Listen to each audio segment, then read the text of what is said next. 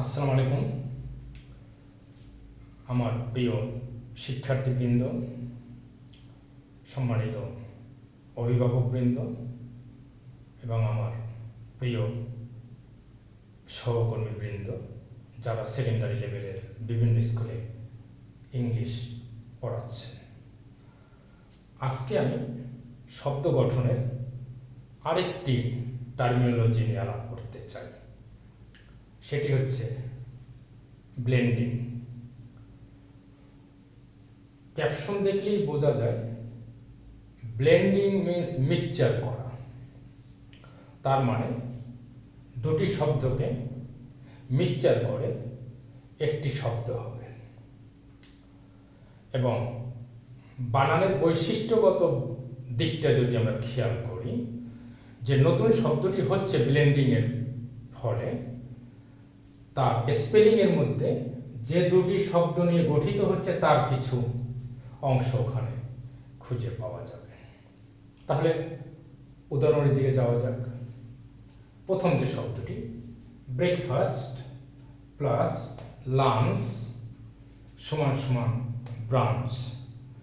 যদি বানানটা একটু খেয়াল করি, ব্রেকফাস্ট থেকে বিআর নেওয়া হয়েছে আর লাঞ্চ থেকে ইউএনসিএস নেওয়া হয়েছে, তারপরে ব্রাঞ্চ শব্দটি গঠিত হয়েছে। তারপরে শব্দ smoke plus fog, smoke. Motor plus hotel সমান সমান মোটেল।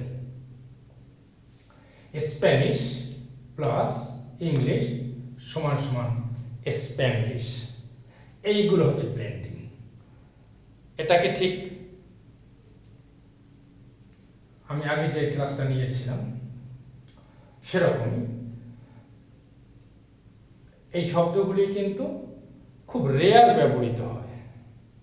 ব্লেন্ডিং শব্দ একটু রেয়ার ব্যবহৃত হয়, কিন্তু একজন শিক্ষার্থী এই শব্দগুলির সাথে বিভিন্ন জায়গায় কিন্তু তাদের দেখা হতে পারে। কোনো টেক্সট বই পড়তে চেয়ে, একটা নিউজ পেপার পড়তে চেয়ে, অথবা কোনো একটা মুভি দেখতে চেয়ে এই শব্দগুলি যদি দেখা হয়, অন্তত একজন শিক্ষক হিসাবে তাদেরকে অন্তত এই কথাটুকু বলা যে এটি ব্লেন্ডিং পদ্ধতিতে এই শব্দগুলো গঠিত হয়েছে, বা যেটাকে ডিরেক্ট বলা যায় ব্লেন্ডিং। তো প্রিয় শিক্ষার্থীবৃন্দ, এই ব্লেন্ডিং এখন অন্তত কিছু ধারণা যদি তোমরা নিতে পারো, তা সেটা তোমার পরবর্তীতে বিভিন্ন সময় কাজে লাগবে। আমি আপনাদেরকে আজকে খুব ফর্মালি এই ক্লাস থেকে আমি আপাতত বিদায় নেব। যেহেতু কয়েকদিন আগে বা দু একদিন আগে ইন্টারমিডিয়েট রেজাল্ট হয়েছে এবং অল্প কয়েকদিনের মধ্যে ইউনিভার্সিটির অ্যাডমিশন টেস্ট শুরু হয়ে যাবে, তো আমি মনে করি যে আমি ইউনিভার্সিটির অ্যাডমিশন টেস্ট নিয়ে একটু কিছুটা ক্লাস নিতে চাই। এবং এর আগে ওই ক্লাস একদম বোর্ডে আসার আগে আমি তার আগে একটি ইন্ট্রোডাক্টরি ভিডিও দেব।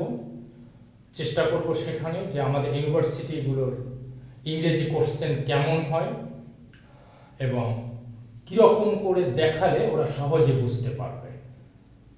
এই নিয়ে আমি হয়তো কথা বলবো নেক্সট ভিডিওতে। আজকে পর্যন্ত আপনাদের সুস্বাস্থ্য কামনা করছি।